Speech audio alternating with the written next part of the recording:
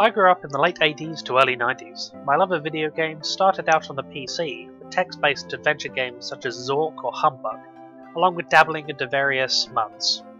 It wasn't until 1990 that I picked up Monkey Island, one of the earliest point-and-click games I can remember playing, and one that had a profound effect on my choice of games from then onwards.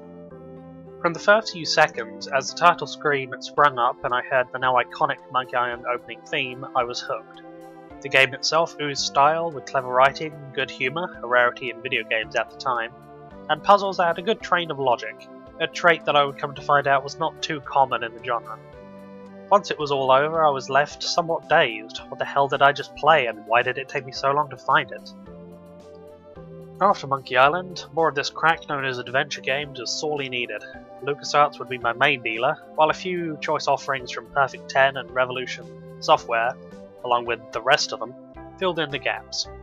I also went back and played earlier titles I had missed. Point-and-click games were my thing for a long time. It wasn't until the new millennium that interest in them started to wane.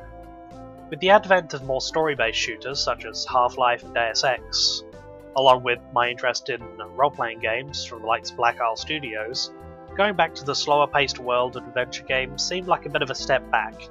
And I wasn't the only one to think this.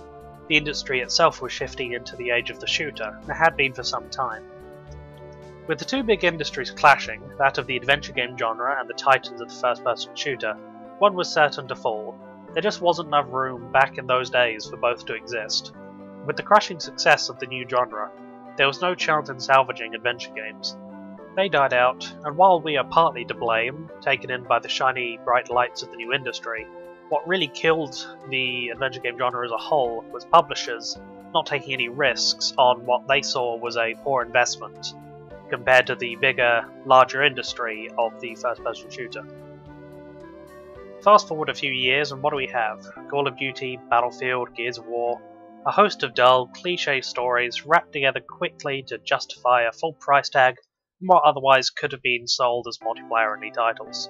There are certainly good stories to be told, but the idea of selling a game on its story alone is a bit of a laughable concept to big-name publishers.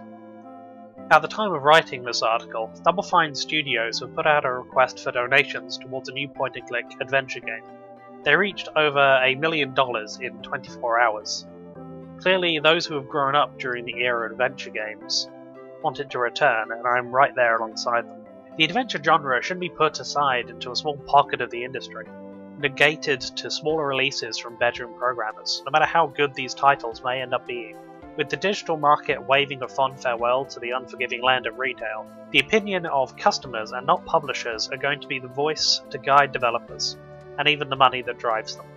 That can only do good for the industry, and I for one cannot wait to return to a world where point-and-clicking your way across a bridge holds more weight and value than taking down yet another Russian insurgent in a war-torn city.